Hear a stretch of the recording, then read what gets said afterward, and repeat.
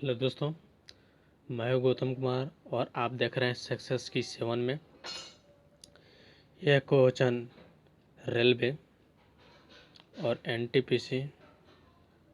NTPC में बार बार पूछे जाते हैं। वही क्वेश्चन आप लोगों को रिपीट करा है, जो कि 15 दिसंबर से एग्ज़ाम होने वाली है एनटीपीसी का। उसी का हम जीएस आप लोग को पढ़ा रहे हैं, क्योंकि जीएस अधिक पूछते हैं रेलवे में। और जीएस आपका कंप्लीट नहीं रहेगा तो आप मैथ से रीजनिंग से नहीं निकाल सकते हैं केवल। जैसे कि मैथ और रीजनिंग में सॉल्व करना पड़ता है, इसमें जीके और जीएस में क्या करना पड़ता है, आपको याद है तो टिक लगाते हैं, याद नहीं है तो छोड़कर नेक्स्ट क्वेश्चन के लिए बढ़ जाते हैं। इसलिए आपका टाइम बच जाता है। और मैथ में उलझ जाते हैं तो आपका टाइम वेस्ट हो जाता है। इसलिए मैथ रीजनिंग के साथ साथ जीके जीएस भी ज़रूरी है। इसलिए हम जीएस आप लोग को करा रहे हैं, ठीक है। तो चलते हैं जीएस की ओर। एनिलिडा ग्रुप में मुख्यतः कौन कौन से जंतु आते हैं। क्वेश्चन एक बार फिर पढ़ेंगे ताकि रिपीट हो जाए, तो क्वेश्चन हमारे दिमाग में सेफ हो जाए, ठीक है। एनिलिडा ग्रुप में मुख्यतः कौन कौन जंतु आते हैं, ठीक है। एनिलिडा ग्रुप में मुख्यतः कौन कौन जंतु आते हैं, तो जोंक और केंचुआ आते हैं, ठीक है।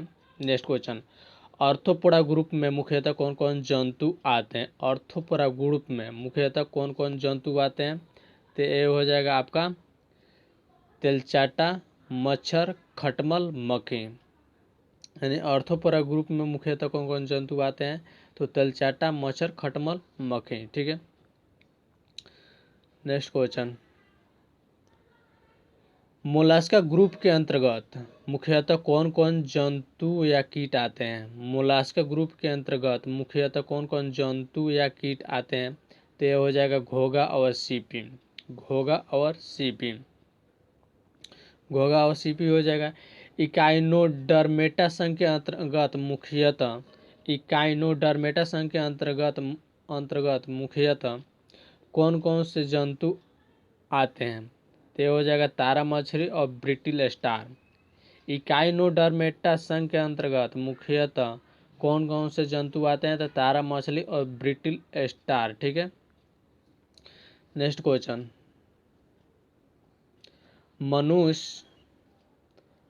मनुष्य का पाचन क्रिया प्रारंभ कहाँ से होता है। मनुष्य का पाचन क्रिया प्रारंभ कहाँ से होता है, तो यह मुख से, यानी मुंह से, खाने वाले मुंह से, ठीक है। सिराय द्वारा कौन सा रक्त प्रभावित होता है। सिराय द्वारा कौन सा रक्त प्रभावित होता है, तो यह अशुद्ध रक्त हो जाएगा, अशुद्ध रक्त। सिराय द्वारा कौन सा रक्त प्रभावित होता है, तो अशुद्ध रक्त। नेक्स्ट क्वेश्चन, धमनी द्वारा कौन सा रक्त प्रभावित होता है। धमनी द्वारा कौन सा रक्त प्रभावित होता है, तो यह हो जाएगा शुद्ध रक्त। धमनी द्वारा कौन सा रक्त प्रभावित होता है, तो शुद्ध रक्त, ठीक है। क्वेश्चन नेक्स्ट, कौन सा विटामिन जल में घुलनशील होता है। कौन सा विटामिन जल में घुलनशील होता है, तो विटामिन बी और विटामिन सी जल में घुलनशील होता है, ठीक है।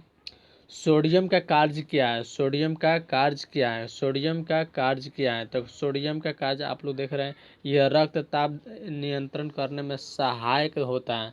यह रक्त दाब नियंत्रित करने में सहायक होता है तथा जल का संतुलन बनाए रखता है, ठीक है। जल का संतुलन बनाए रखता है। आरआरबी चेन्नई में 1992 में पूछा गया है क्वेश्चन, ठीक है। पोटेशियम का कार्य क्या है। पोटेशियम का कार्य क्या है। पोटेशियम का कार्य क्या है, यह हृदय की धड़कन एवं नाड़ी संस्थान के कार्यों को संचालित करता है। यह हृदय की धड़कन एवं नाड़ी संस्थान के कार्यों को संचालित करता है। नेक्स्ट क्वेश्चन, ग्लूकोज बिना ऑक्सीजन की उपस्थिति में मांसपेशियों में प्रतिक्रिया कर क्या बनाता है, तो लैक्टिक अम्ल, लैक्टिक अम्ल, ठीक है। लैक्टिक अम्ल। नेक्स्ट क्वेश्चन, ग्लूकोज बिना ऑक्सीजन की उपस्थिति में बैक्टीरिया या ईस्ट से प्रतिक्रिया कर क्या बनाता है। यहाँ ध्यान दीजिए, ग्लूकोज बिना ऑक्सीजन की उपस्थिति में, यानी ग्लूकोज बिना ऑक्सीजन की उपस्थिति में बैक्टीरिया या ईस्ट से प्रतिक्रिया कर क्या बनाता है? तो इथाइल एल्कोहल बनाता है, इथाइल एल्कोहल बनाता है।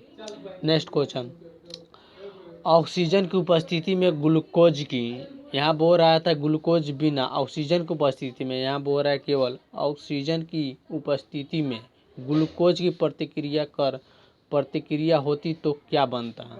यहाँ बोल रहा है, देख रहे हैं, ग्लूकोज बिना ऑक्सीजन की उपस्थिति में बैक्टीरिया या यीस्ट से प्रतिक्रिया कर क्या बनाता है? तो इथाइल एल्कोहल बोल रहा है। ठीक है, यहाँ पर बोल रहा है कि ऑक्सीजन की उपस्थिति में ग्लूकोज की प्रतिक्रिया कर होती तो क्या बनता?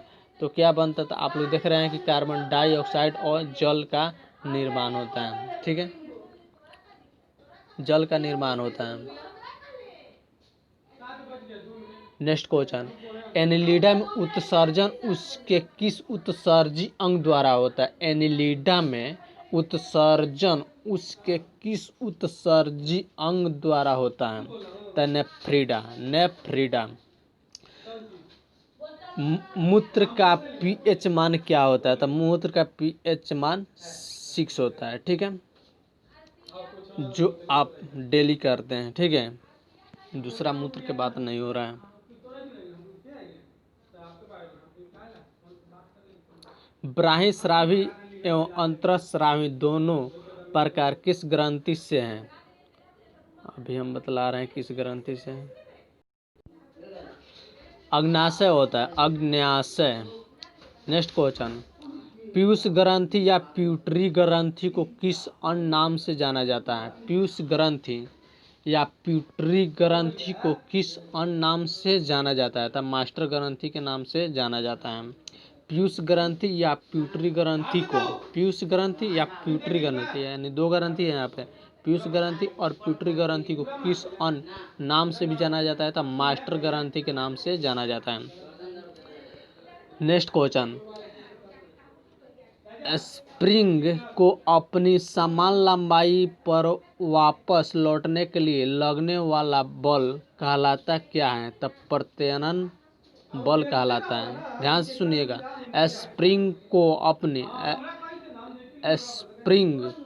अपनी समान लंबाई पर वापस लौटने, यानी समान लंबाई के वापस लौटने, स्प्रिंग को अपनी समान लंबाई पर वापस लौटने के लिए लगने वाला बल क्या कहलाता है? ठीक है, तब प्रत्यानयन बल कहलाता है। ठीक है,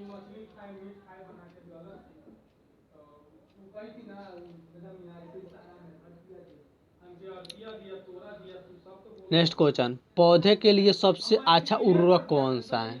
यानी पौधे बनाने के लिए, पौधे उगाने के लिए, पौधे के लिए सबसे अच्छा उर्वरक कौन सा है? तो यह हो जाएगा कंपोस्ट। पेट्रोलियम किस प्रकार की चट्टानों में पाया जाता है? पेट्रोलियम किस प्रकार की चट्टानों में पाया जाता है? औषधि चट्टानों में पाया जाता है। ठीक है, औषधि चट्टानों में पाए जाते हैं। गुलाबों को उड़ाने के लिए काम में लाई जाने वाली गैस कौन है? गुब्बारों को उड़ाने के लिए काम में लाई जाने वाली गैस कौन है? जो हम लोग मेला में जाते हैं खरीदने गुब्बारे, वही गुब्बारे की बात हो रहा है यहाँ पे। ठीक है, यानी बोल रहे गुब्बारों को उड़ाने के लिए काम में लाई जाने वाली गैस कौन सी है? यानी उसमें गैस भरा जाता है इसलिए वो उड़ता है, तो हीलियम गैस लगता है, हीलियम गैस। ठीक है, डीडीटी का उपयोग किस रूप में किया जाता है? डीडीटी का उपयोग किस रूप में किया जाता है? कीटनाशी उपयोग में किया जाता है। ठीक है, नेक्स्ट क्वेश्चन, इथाइल के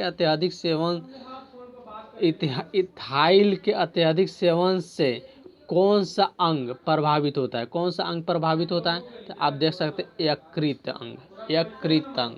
इथाइल के अत्यधिक सेवन से, यानी अधिक सेवन कीजिएगा तो कौन सा अंग प्रभावित होता है? तो यकृत अंग प्रभावित होता है। ठीक है, सभी अम्लों में अनिवार्य रूप से पाए जाने वाला पदार्थ क्या है? यानी सभी अम्लों में अनिवार्य रूप से पाए जाने वाले पदार्थ कौन सा है? तो यह हो जाएगा आपका आंसर हाइड्रोजन, जो H2 से संबोधित हो रहा है। नेक्स्ट क्वेश्चन, आग लगने तथा फैलने की सबसे कम संभावना किस वस्त्र से होती है? तो सूती वस्त्र यानी सूती कपड़े में आग लगने की कम संभावना होती है। ठीक है।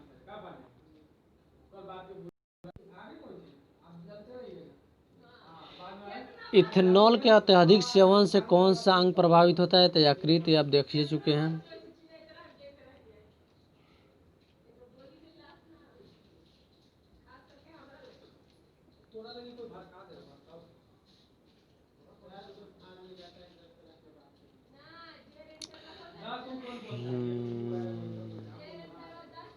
ये कहाँ से आ गया?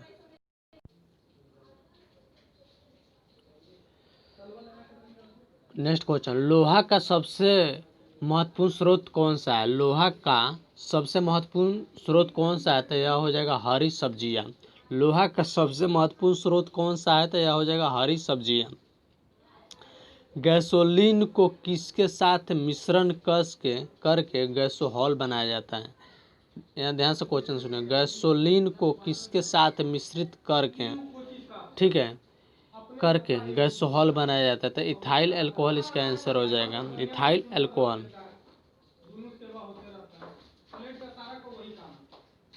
दूसरा क्वेश्चन,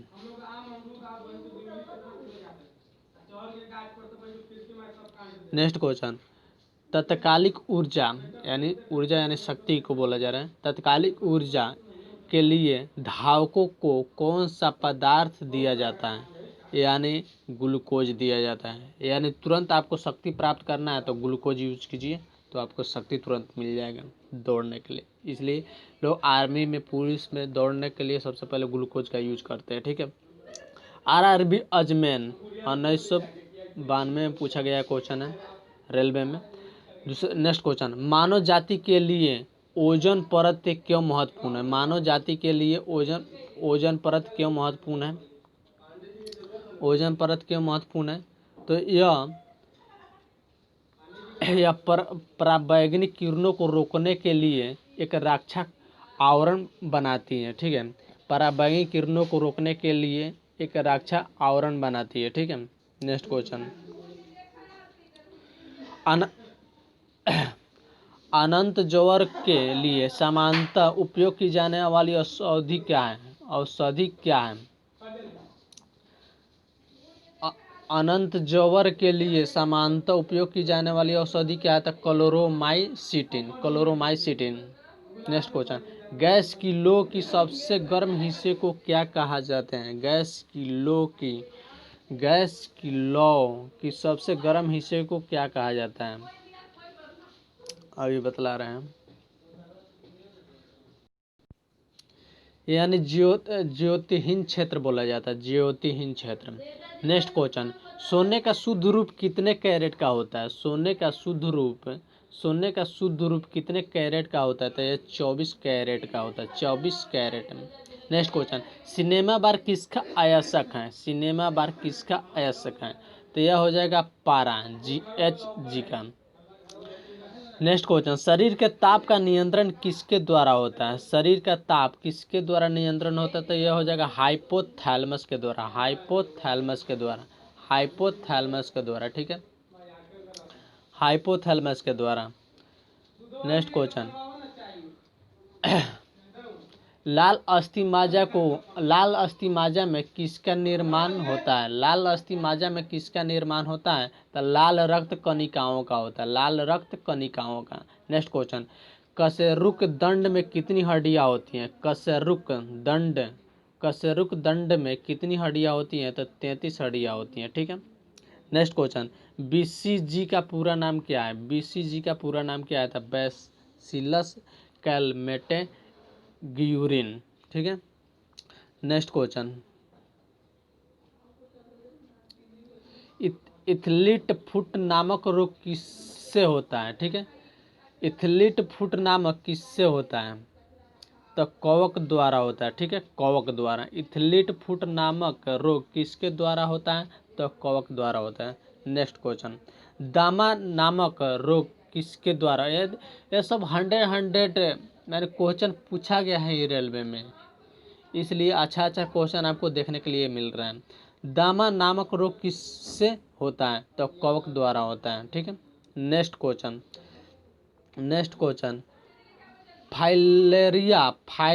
फाइलेरिया नामक रोग किस कारण से होता है, फाइलेरिया रोग नामक किस कारण से होता है, तो कृमि के कारण होता है, यानी हॉर्म के कारण। जब जब जब एक वस्तु की गति ऊर्जा दुगुनी की जाती है तो उसकी गति ऊर्जा क्या होती है, चौगुनी हो जाती है, चौगुनी हो जाती है। जब एक वस्तु की गति ऊर्जा दोगुनी होती है तो उसकी गति ऊर्जा चौगुनी बढ़ जाती है।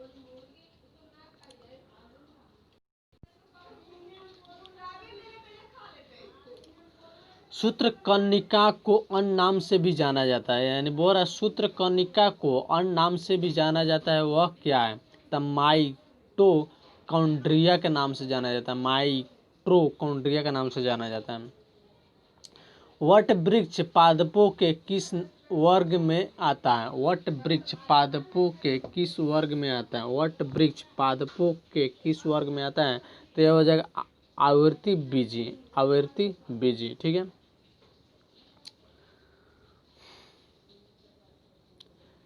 Flame of the forest, one की ज्वाला का अर्थ क्या है, फ्लेम ऑफ द फॉरेस्ट यानी वन की ज्वाला का अर्थ क्या है, आंसर, ऐसे पेड़ों से भरा वन जो पतझड़ में फूल देते हैं और लाल फूल बिखेरते हैं। ठीक है, ऐसे पेड़ों से भरा वन जो पतझड़ में फूलते हैं और लाल फूल बिखेरते हैं। ठीक है, नेक्स्ट क्वेश्चन, पेनिसिलिन किससे बनाया जाता है, तो कवक के द्वारा बनाया जाता है। पेनिसिलिन किसके द्वारा बनाया जाता है, तो कवक के द्वारा बनाया जाता है। नेक्स्ट क्वेश्चन,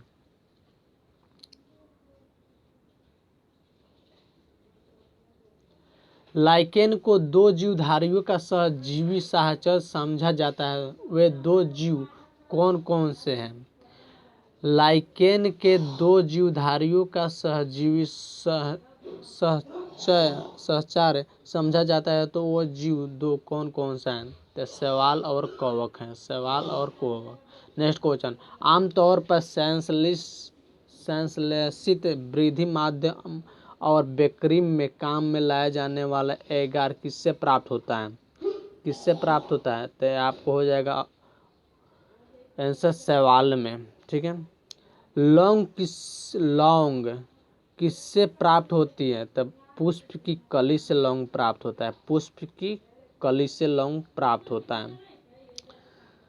नेक्स्ट क्वेश्चन, अनशन या उपवास की लंबी अवधि के दौरान शरीर में असरकरा वर्गीय पुरावर्ती से